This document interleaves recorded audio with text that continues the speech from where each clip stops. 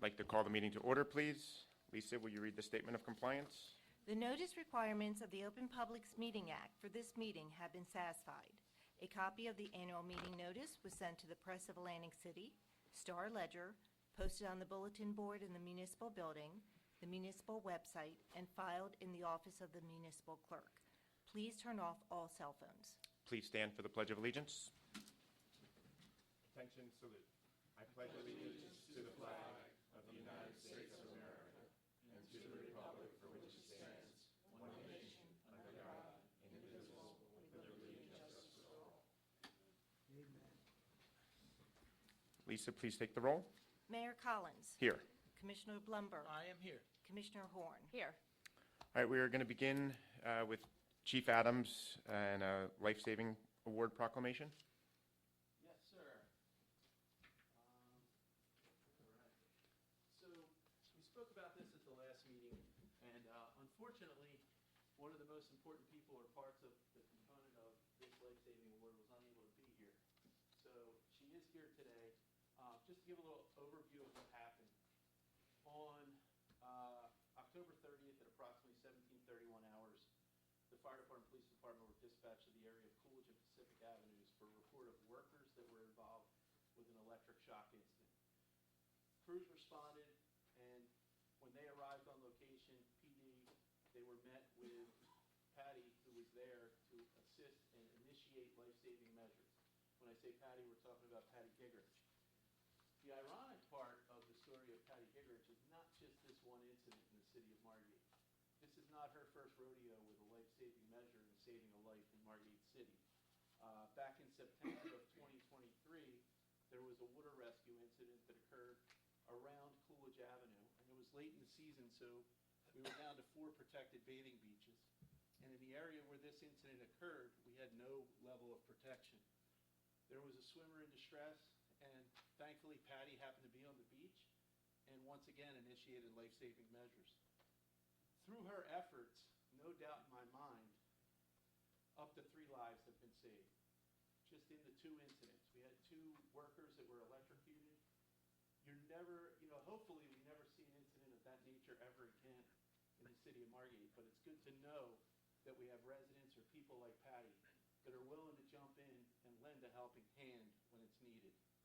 So I want to read the proclamation for Patty, and then we'll present it to her. But the Margate City Fire Department, the Margate City Police Department, and the Ventnor City Fire Department are respected and admired for their dedication and commitment to public service.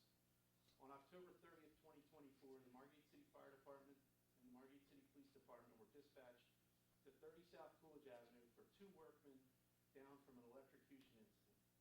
And whereas the Margate City Fire Department and Police Department promptly responded to a call for assistance, upon arrival of Police Department personnel, assisted by Patricia Gigrich, nurse anesthetist with Atlanticare, they initiated life-saving measures with CPR and AED operations being performed on the first victim. Upon arrival of the Margate City Fire Department personnel, life-saving measures were initiated on the second victim as well as with CPR and AED. Mutual aid was requested for Ventnor City Fire Department to send an ambulance to assist on scene. All personnel on scene continued these measures with the assistance of 2 paramedic units from Atlanticare Regional Medical Center until a viable heart rhythm was restored on both victims. Both victims were then transported to Atlanticare Regional Medical Center, Mainland Division, by Margate City and Ventnor City Ambulance, along with paramedics from Atlanticare for continued care and treatment. Now therefore be it resolved by the Board of Commissioners, the City of Margate do hereby proudly recognize and honor Patricia Gigrich, the members of the Margate City Fire Department, Margate City Police Department, and Ventnor City Fire Department who responded to this incident for their heroic life-saving efforts put forth to save 2 lives. Please join us as we honor these men and women for their life-saving actions. Patty, please step forward. We have one more. This is the proclamation for you. We have one more that I'm going to read. And this is Life-Saving Achievement Award. This certificate is presented to Patricia Gigrich on the date was January 16th when the original meeting, so sorry about that. presented in recognition of your successful life-saving actions on October 30th, 2024. Your exceptional efforts directly resulting in saving 2 lives from electrocution and preventing further injuries. This certificate is awarded with our deep appreciation and gratitude for a job well done. So on behalf of the City of Margate and Margate City Fire Department,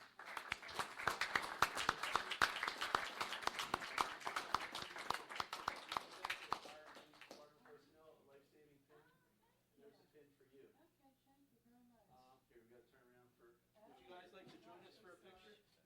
Come on over. Let's get the mayor and commissioners. And while we're doing that, I'm going to ask Brian Duffy to come up front because he has something else he'd like that. You're going to stand in the middle and join this crowd. Want to take a picture first, or Yeah, we'll take the picture first, and then you can make the next join in on the announcement. picture?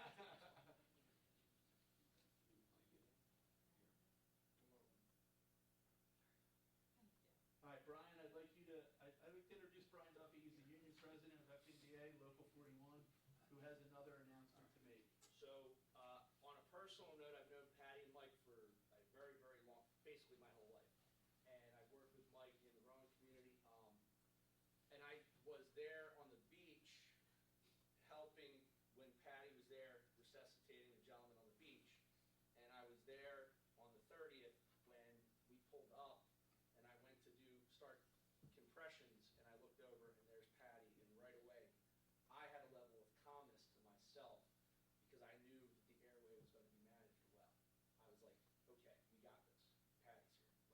Like that was my level of confidence because I knew that she was here. With that being said, as a union president with the state FMBA, every year the state FMBA recognizes levels of valor throughout the state. And our trustee, Perry Coker, put in the entire incident for a multi-resource incident. We unfortunately did not win that, which means somewhere else did an amazing job also. We're very happy for that. But on the other part of that, we also added a Citizens Award, and Patty, you won the New Jersey State FMBA Citizens Valor Award. So, congratulations. Which means that you get to drive up to Edison, New Jersey, to a big event, and we get to receive your award. Thank you so much. It was just announced today at the convention. So. I am absolutely honored to be here, and I didn't think it was a big deal when I was actually doing this. I just responded. Instinct. And to echo on what Brian said, and one of the things I said during the last commission meeting when we spoke about this, when myself and Deputy Chief Armstrong arrived at that incident, it was a sense of calmness. You would think that 2 full-blown CPR calls going on simultaneously with an electrocution incident that occurred, you would think it would be some sort of chaos or something would be going on. But with the efforts of the police department, Patty, and the fire department personnel that arrived, it was total calm and very organized. And I spoke about this before, but Lieutenant McCulley, who was the first arriving officer, did an outstanding job of maintaining that control and the presence in command. But we thank you, Patty, and I just hope if anything ever happens to me that Patty Gigrich is nearby. I know there's a good chance of survival for me, so Yes. Patty, thank you, and thank you for everything for your effort. Go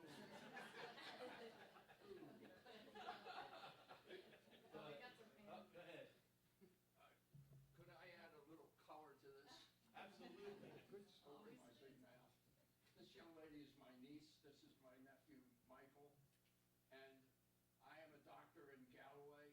I've had many occasions to be in hospital situations, medical situations, and at my age going for a myriad of tests. And when the nurses, wherever I am, see this name Gigrich, are you Patty Gigrich's uncle? And I say yes. Hey, everybody, this is Patty. They all love her. So this is something that's more general than just today's immediate award. Thank you. Here. Thank you. I want to thank you and thank our first responders. I think this is multiple incidents over the past couple of years where, our residents and visitors have been very lucky that they've gotten to that. So thank you. And I just want to say, Brian told me today that you got the Lucas machine We for the did. CPR. We actually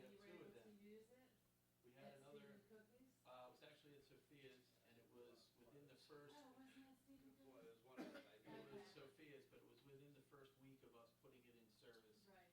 And a life was saved. And Okay. actually, we're gonna be honoring our personnel along with the police first Good. responders at the next commission meeting Okay. in something that they've earned. And Good. it's something we're gonna try and do moving forward on a regular basis when something like that does occur, so. Because I thought it was at Stephen Cook's. I had a patient last week, he said, who had a defibrillator and took, and he said, I said, has it ever gone off? He said, yeah, it went off at Stephen Cookie's last week. I'm like, oh, no. Well, we have a Keep lot of away those from where that. defibrillators go off, but, And he fell. I mean, he was. yeah, he went out, okay. Not because of the restaurant, so we'll No, make that. not at all. But thank you, everyone, for coming down, and thank you for this, and Patty, thank you so much. You got it. You're welcome. No worries.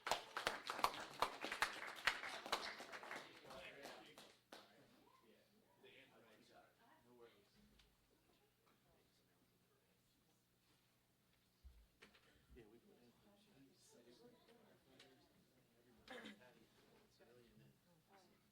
All right, JJ, you have a tough act to follow here with our engineering report. All right. Yeah, I'm just going to go through anything that we've updated from the last meeting. If you have any other questions about anything else, obviously you can ask. First one on the Washington Avenue streetscape. Basically, we should be able to get those plans to DOT later this month for a PS&E submission. Then we have to get federal authorization before we're authorized to bid the project, which we have to get by May. So real quick, while we're on that, I saw the email come through today and some dialogue back and forth, you and Roger. Yes, They were asking for a response within 5 days. Roger was going to respond to the DOT. Okay. Basically what I told him, that we were going to have the stuff up for them this month. Okay, so they don't need the actual plans within 5 days? No, The way the they email was needed a worded, it was, response to Vijesh's question okay, within 5 days. So, great, yes. thank you. Next thing is the walkway replacement at the rec facility. The bid opening is going to be on next Thursday, the 13th. The same for the rebid for the restroom building. It's going to be on the 13th. They're both at 11 a.m. We finished the survey on Atlantic Avenue, so that's the 2025 state aid project. So we've begun design on that.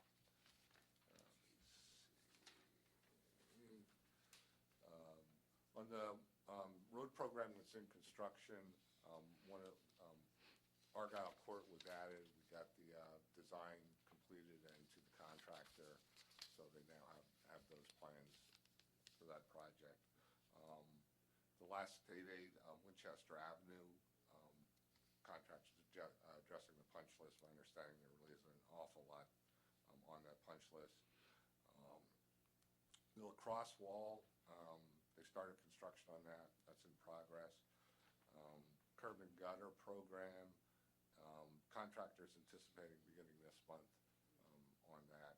And that probably is going to take maybe, a month to complete. Last one, municipal building office improvements. It kind of actually is updated from this. The contractor did work today in there. So that's basically pretty much all I have. Unless you have any questions on it. Nope, I think we're good, thank you. All right, we will move to our department head report. Scott, would you like to begin, please? Be very brief, Mayor. As you know, the Green Acres has authorized our removal from our Rossi list, that strip of land on the end of Osborne and the beach. This will enable us to transfer title in return for 160 feet of bulkhead, handicapped access, and a payment of a little bit over $220,000 to the city. So you'll see a resolution on there seeking authorization to have you as mayor of Margate to execute the amended declaration of encumbrance. This form has been approved by Green Acres already, so the next step in the process is simply to have you record it, I send it up to the state, they sign it as well, and then after you've signed it, they've signed it, we record it with the Atlantic County Clerk, and we then can go to settlement with the fellow who's buying that strip. So there's that one. You'll see also, I believe it's on here tonight, we're removing the requirement of the city to shovel snow. We had a citizen claim that the city was responsible to do that. If you look at our ordinance, we were. Well, there's about 6,000 or 7,000 housing units, so basically it'd be impossible for us to do that in any kind of timely manner. We discussed it with JIF, with our attorneys at the JIF, and they said they recommend we get rid of that provision, and that's why it's there. We're getting rid of that. Good. All right, thank you, Scott. Palma? Hello, good evening, Mayor and Commissioners. Business as usual in the building department. We did schedule our first CRS meeting, and they do it much in advance, so it's scheduled for October. So we'll begin our CRS cycle process for that. Other than that, yep, business as usual. All right, thank you. Captain Lee? Good evening, Commissioners, Department heads. As far as the police department is concerned, the municipal lot, the brick walls being torn down, it's nearing completion. We want to thank Public Works for that. In a few days, it should be finished up, and hopefully the increased visibility will allow the public to see that there's 18 extra parking spaces where they can utilize during the summer months. Just as a reminder to the residents, please make sure that we are locking your car doors and your houses. A lot of reports of criminal activity that we get can be prevented by this simple act. That's all I have. Great, thank you. Chief Adams? Thank you, Mayor. As we're, going into the new season of 2025, we have to do some of our annual things, and one of the things I'll be reaching out to each department head is to get their signature on the JIF Safety Program contract for the year, and we will schedule our minimum 4 required meetings. We usually have 6 a year, so I will be reaching out to the department heads for signatures to sign off on the contract. In addition, the fire department is in the process of some of our annual certification processes, including our respiratory protection program and our annual fit test for all members. And we will be doing some annual training that we do yearly in the coming months. Otherwise, just keep your eye on the weather that's coming. It's kind of a crapshoot right now as to what we're going to get. But if the weather does change or the pattern changes, we could get a substantial snowstorm in the coming week. So just pay attention to the weather. And if we have any updates or warnings, we'll be sure to put them out through our social media and get them out to everyone. And that's all I have, Mayor. Thank you. Thank you, Chief. Lisa, anything to add? Nothing to add. All right, so I'm just going to give a quick Public Works report with Pat Power unavailable to attend tonight.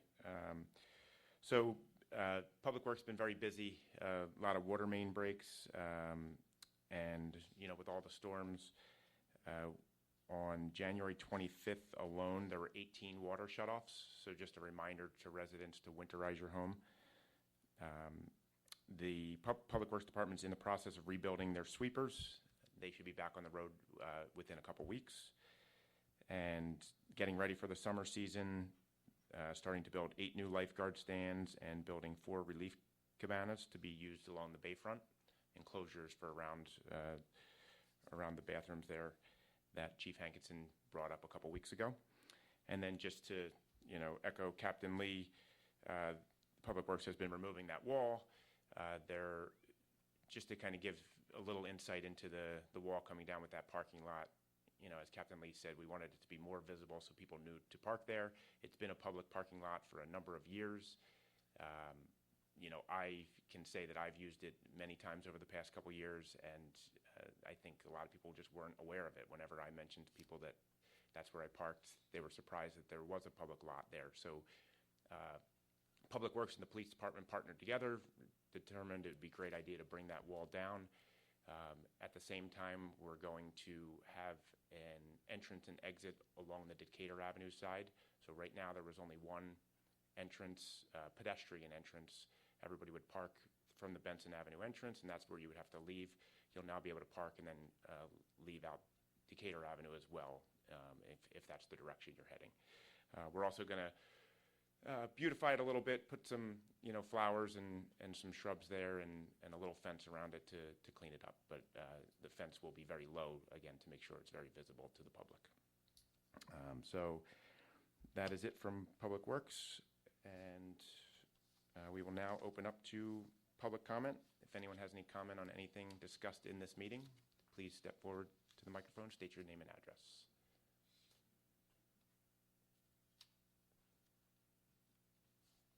Donna Taska, 301 North Claremont Avenue. I know nothing can be resolved of it, but a week ago I got my water bill, which was increased 22%, which I think is completely absurd, especially when 3/4 of this town is senior citizens, and you're saying you're for senior citizens. Well, it can't be. We only have 1 to 2 people in our house, and we only have 1 to 2 bathrooms when these monstrosity homes have 3 to 4 bathrooms, a pool, a hot tub. It's just absurd that we have to pay $820-some for water bills. Yes, I'll just give a little, history of the water and sewer rates and, how they were presented to the commission and how we came to the increase in rates. So our financial advisors reached out to our CFO and our business administrator, wanted to set up a meeting to discuss the rates. They were recommending an increase. It was brought to all three of our attention. I can, speaking for myself, I can tell you that I told our business administrator, when you go to that meeting, tell them absolutely not. We're not going to have an increase. We, had a tax increase last year. The last thing we want to do is burden, our taxpayers any further. At the conclusion of that meeting, it was presented back to the commission that we had no choice. So the water and sewer utility, it's a self-liquidating fund, so the only revenues we have that go in have to cover all the expenses. So the expenses include anything from, the water main breaks that I had mentioned and all the maintenance of our infrastructure to the capital projects that we do on a yearly basis. So about 40, I believe right now we're at around 40 to 50% of our underground infrastructure is from the 1920s. We have invested and we continue to invest responsibly to update those. Every time we do our road program, a lot of the decisions we make in choosing those roads has to do with the underlying infrastructure, so that we're replacing it on an ongoing basis, so that we are, being responsible, so that we don't have a disaster, hit us at some point. But how can they justify a person like myself? All right, now I'm down to 1 person in the household, no pool, no 3 or 4 bathrooms. Yeah, so And I'm paying the same amount as everybody, as these other people. So the rate that you're paying, if you don't get any overage charges, that is the base rate. There is also, if somebody uses in excess of a certain amount of gallons, so the people with the pools, the people with a lot of bathrooms, the people with, a lot of, bedrooms and people in their household, they will be paying more than what you pay, what the average person pays. So you're saying, in other words, in September, they're going to go out and read meters to see who accessed it and who didn't? So the meters are read, I guess, monthly. I'm not sure if Pat was here, he could explain it, but we are in the middle of replacing our water meters, so they're digitally read, so that they don't have to go out to everybody's house and read the meters. Yeah, no, I have it digital. So I believe, we're, at the last take, we were between 20 and 30% complete with the city with the new water meter program. So, they are read, and if your reading annually exceeds the threshold, you will get hit with what we call an overage bill. And, the people with pools and with, those bedrooms and bathrooms, they're the ones that end up with those bills. Okay, thank you. Thank you. Come here. I thought that comments that weren't related to... You have to... Sure. My name is Robert Nodell. I have a second home at 5 South Barclay for the past 23 years. It was my understanding that public comments on non-issues that weren't discussed in your meeting came after this. Yeah, so the workshop public comment is supposed to be items just Right. that were addressed here, and then public comment for commission, but... If I would like to address the water and sewer issue also. Sure, Fine. happy to Okay. hear. All right, well, so most utilities companies that we're familiar with, for example, Atlantic City Electric and South Jersey Gas, you get a bill that shows there's a separate 2 components. There's a component for infrastructure and for delivery of the product, and then there's a component for how much you use. In the winter, the gas bill is high. It's very small electrical bill, because I use quite a bit of gas. In the summer, high electrical bill, virtually no gas bill because of air conditioning. So my query is, it looks to me like your water usage is not at all based on usage, which what most utility companies are. If 250 1,000 gallons for overuse over 120,000 gallons, you know, my 20,000 gallons of gas or of water use would be a water bill of about $50.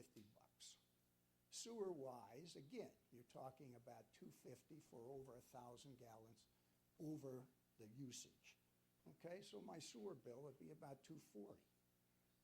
These charges don't seem to my way of thinking, to have rationale. They appear to be rather arbitrary. And I can sympathize with her, you know, that, you know, you're at the 120,000 gallons of use. There are very few people that use in this residential area, use 120,000. That's a very high level of standard usage, not met by full-time or part-time residents. So I think this is really something that does not make sense and doesn't seem to be a fair and based on actual. Yes, so I don't know specifically the percentage of people that go over and what that number is, but I will say that, you know, when the data was presented to me, and I'm assuming the same for Commissioner Blumberg and Commissioner Horn, you know, we knew that a rate increase was necessary in order to not have a deficit in that utility, and it has to be self-liquidating. So we did look at numerous ways as far as increasing, lowering the threshold and charging more per gallon and different things. And, you know, there were a few different ways presented to us, you know, from our financial advisors, and ultimately this is the decision. Is this a money-making project for the city of Margate, or is It is not. It can't be. So it's a self-liquidating utility. It cannot be. We cannot use any money in the water and sewer utility for any other project other than water and sewer. Okay. And you get audited, and Absolutely. you can show that your expenses meet 100%. charges you're making. Yes. Thank you. Thank you. Steve Altman, 9003 Amherst Avenue, Margate. As you know, being on the advisory committee, I've been approached by quite a few residents on the subject of the water utility. And I have discussion with them because I've had discussion with other heads about this in the past. The comments that I think are most cogent to refer back to you is the suggestion that, for example, on my bill, I only use 1/3 of the basic amount of water.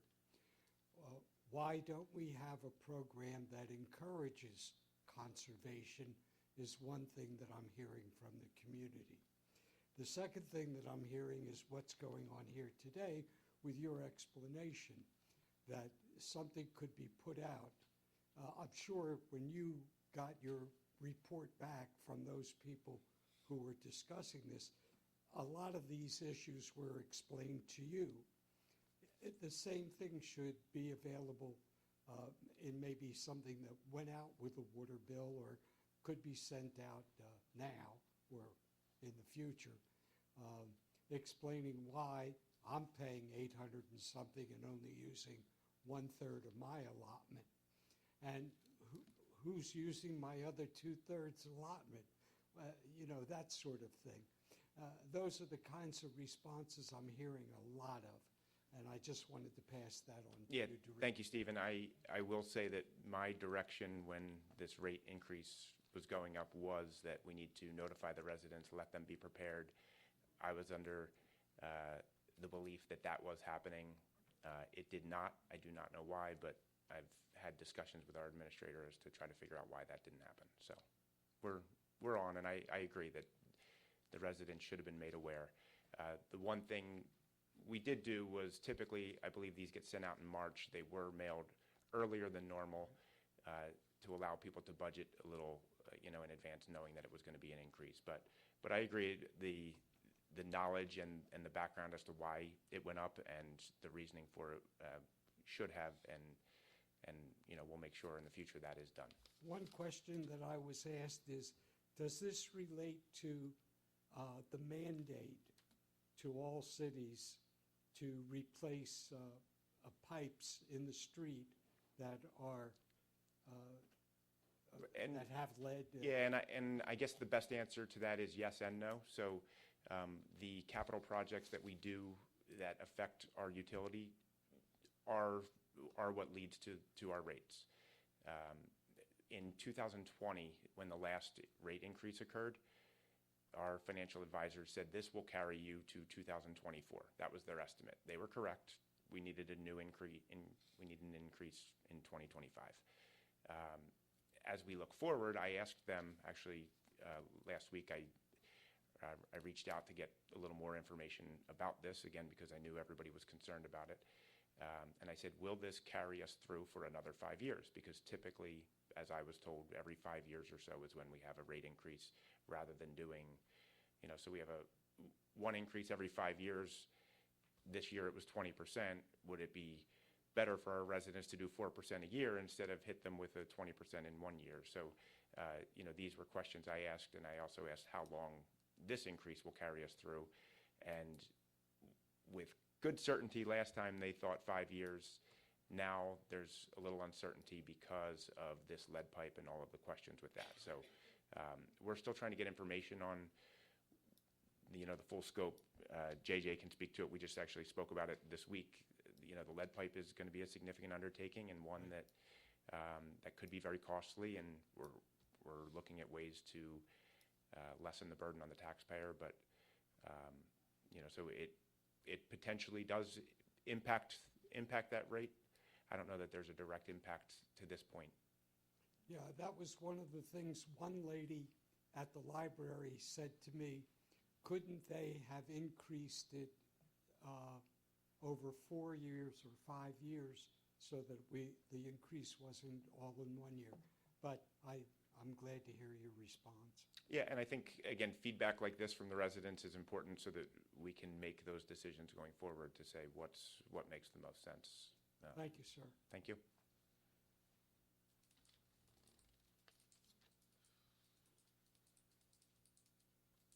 Dennis Gorniewski, 7702 Amherst Avenue. Your explanation, again, is that we're in contact with a group of people that made this decision. When? When were you notified that they were going to raise it $140 for the flat line? That I couldn't pinpoint the exact date. Was it in 2023 or 2024? Do you recall, Commissioner?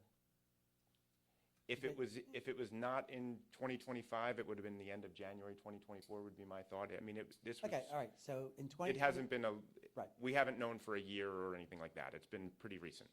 Okay, so this group that comes to you, so we get our bills in February, because I have my bill already and paid it. That we didn't, it's due in June. So for them to have these bills made up and everything, someone had to know last year that this rate was going to go up $140. So the preparation of the bills going out, I mean, it's Right.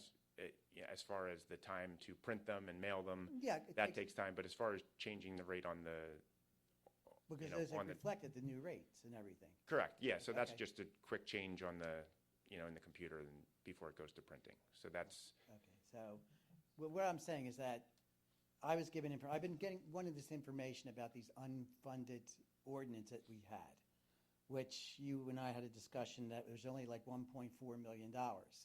But I get something from our CFO that says we had $10,366,250,000 worth of unfunded ordinances going back 10 years, which are now funded.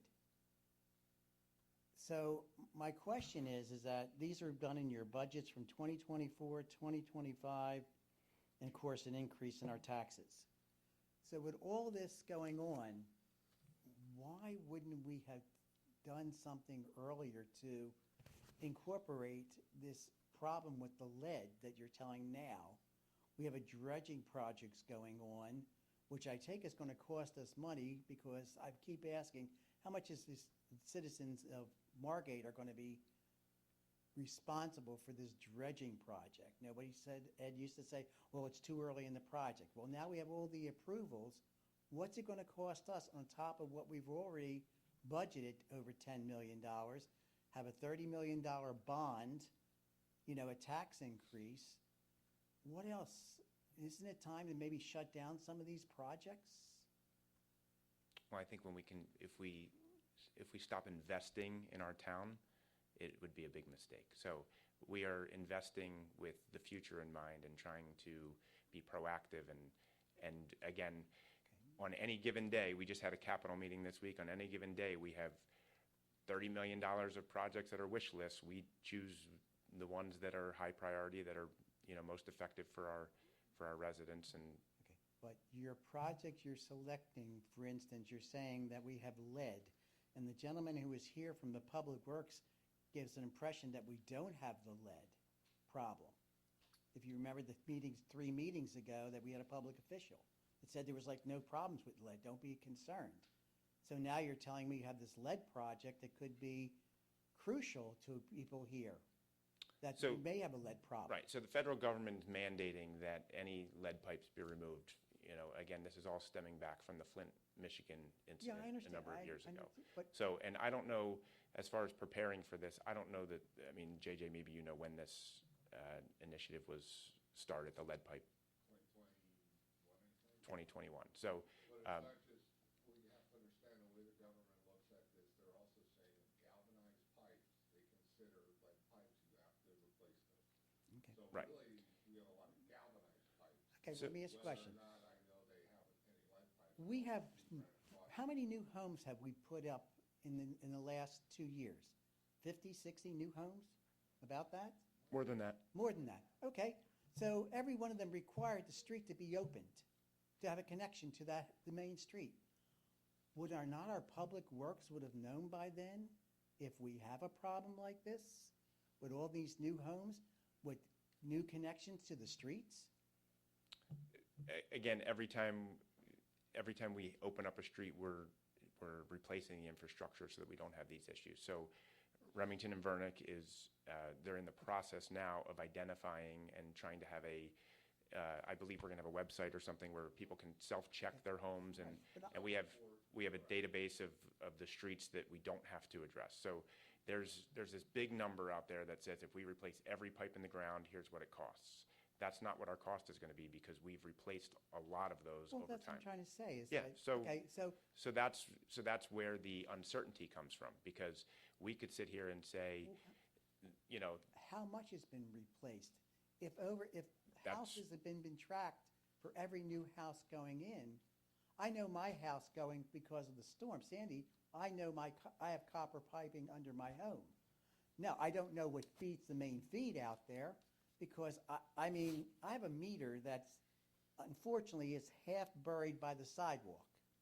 That's where my water meter's at. Yeah, and Dennis, this is why, again, I'll say Remington Vernick is so valuable to us. They have the history. They've been with us for a number of years. They have the houses that have been replaced. They have the water lines, and that's going to all come off the list. So we're going to have this big list of every pipe under the ground. We're going to take off the list of things that don't need to be replaced.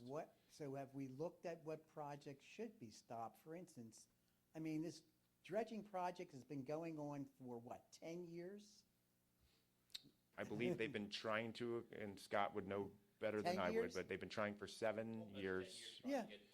Permits and everything.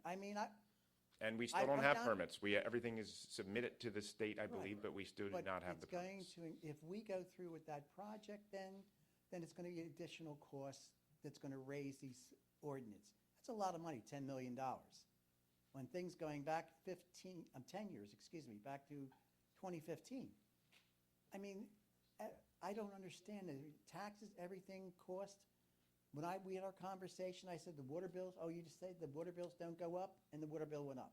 And that was less than 4 months ago when we had our conversation? Yeah, and again, Okay. at that time, I was honest with you. I told you the information that I knew. Right, and then, okay, but it's something that we, the people here, look at and say, we don't meet the requirements, that number.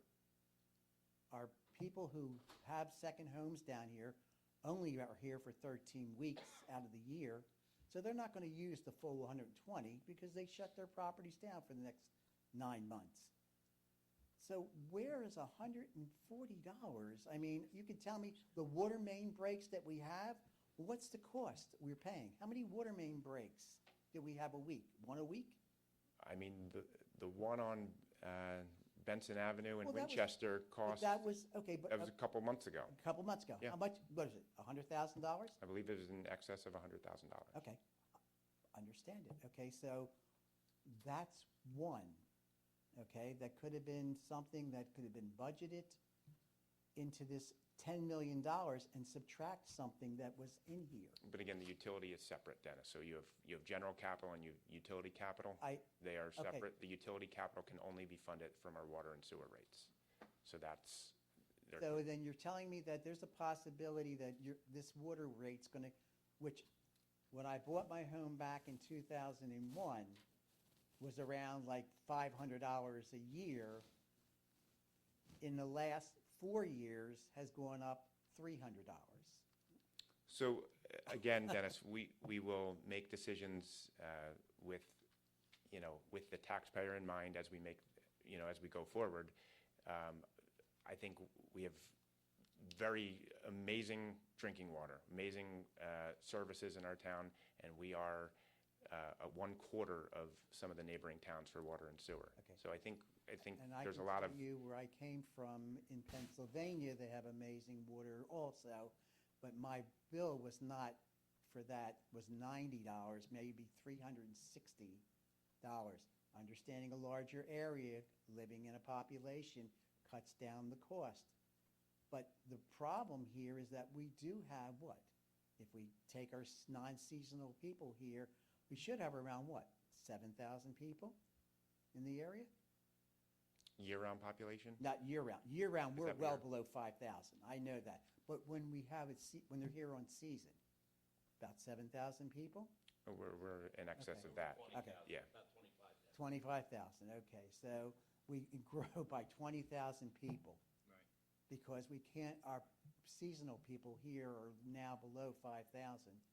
It's the fact that you still get the same amount of money. It's even with us 5 and those 20.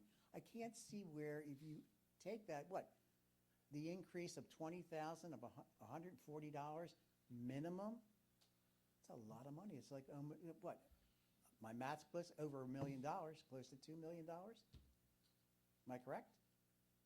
I don't have the. I don't have my calculator with me, but I'm saying probably about 2 million. Is that enough to repair your This is what was needed to move forward. so in a what was the money, self-liquidating utility. the money that was used year before this raise of 140, what was that money used for?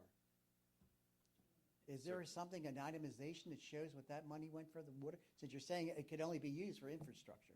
Our budget will be introduced in March. Our budget includes all of our utility costs, all of the expenses that go into it, all of the capital, everything's part of that. So every year when our budget comes out, there's our regular budget and our utility budget. And it goes through the employees that, provide the water and sewer service, goes through our maintenance costs, goes through our capital costs, goes through. Yeah. I'm sorry Lisa's not here because I had questions concerning the cost of living raise, which is not the same thing as what cost of living is. Cost of living raise does not include, I had a line here saying promotions. Some people got 18% cost of living raises. Yeah, that information that was provided, Yeah. that's what I had emailed you because that was not a cost of living.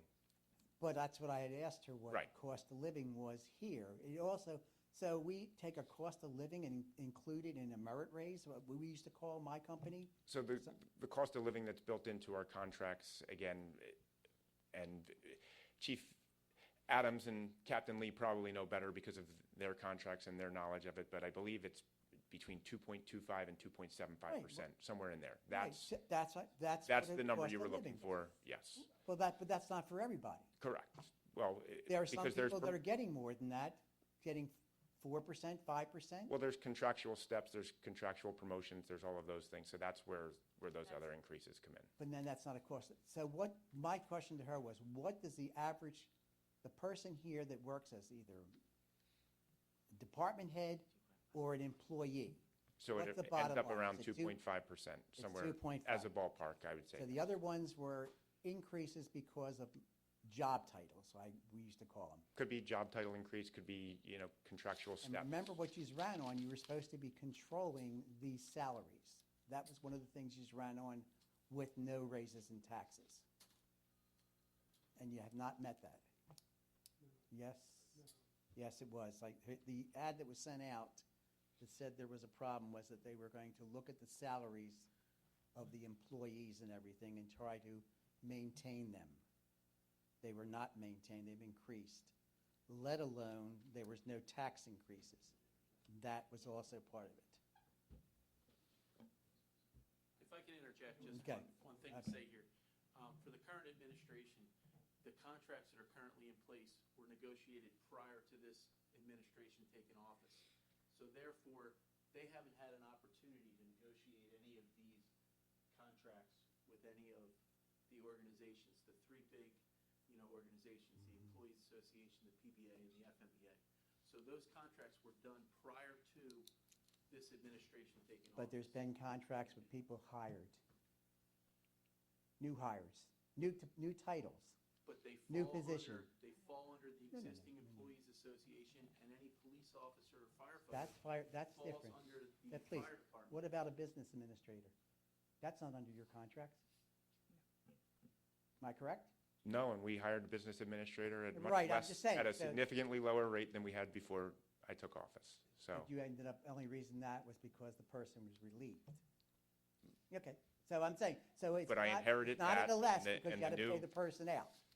You had to pay their salary out, so that's not significantly less. But Right, that's yeah, fine. it was, All right. it was a significant So financial March- savings to the city. So March, we'll have the budget for 2020. Budget introduction is planned for first meeting of March. Worst case scenario, I could see it being pushed back one meeting, but we are within a timeline, and I don't think we can go beyond the second March meeting. Now, will there be something that we could read ahead of time? Because this thing about the meters, rates or not, there's no information shared with anybody. Your website doesn't have anything on it. So- Just like today, I looked at the website, there was supposed to be something about shoveling, for $100, 12 hours after a fall of snow.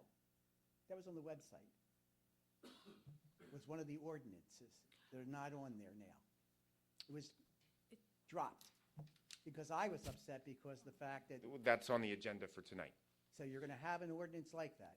There was an ordinance that was written, who knows how many years ago, that was brought to our attention that we are revising tonight because of that. Okay, now. That's what Solicitor Abbott brought up in his report. Okay, so that'll be the next thing I can discuss that one. Okay, thank you. Thank you, Dennis. Steve Altman, 9003 Amherst. I didn't want to cross conversation out of respect for the commission, but I'd like to point out that I've lived here since I was a boy. I went to school here. And I can tell you, sir, that no disrespect to anybody on the commission, but the previous commission did not increase our taxes, and we had a lot of buildings that needed repair. And one example of that would be the municipal building, which used to be Union Avenue School. That needed a lot of repair. And our taxes remained low for a long, long time. I'm going to say 5 years, but it's probably longer, Marty? 7 years. 10.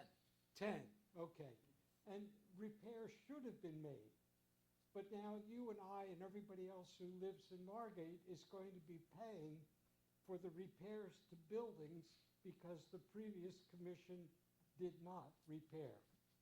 So you're going to see this going forward where our taxes inevitably have to go up. Am I correct?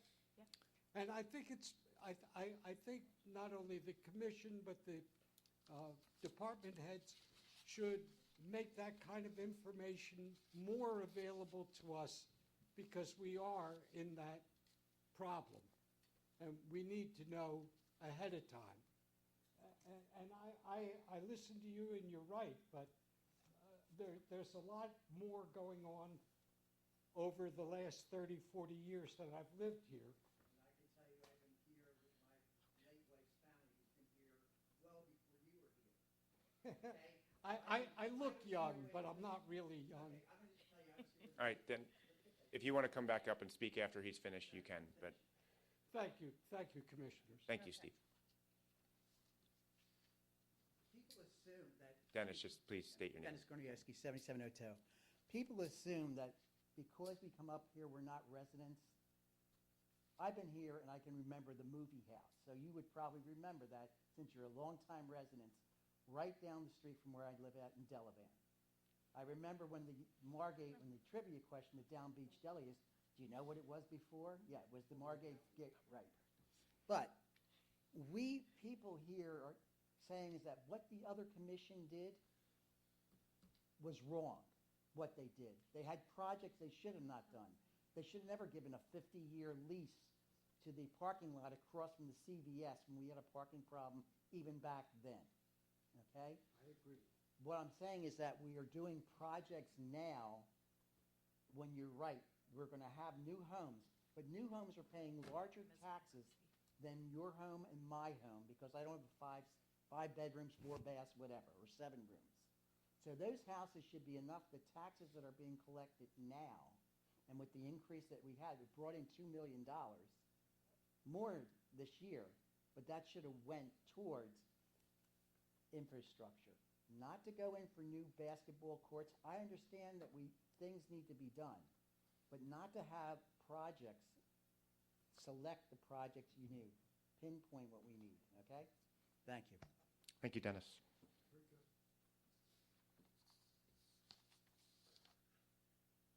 Is there a motion to close public comment? Motion. Second? Okay. Mayor Collins? Yes. Commissioner Blumberg? Yes. Commissioner Warren? Yes. Is there a motion to adjourn? Motion. Second? Mayor Collins? Yes. Commissioner Blumberg? Yes. Commissioner Horn? Yes. Been to the next meeting.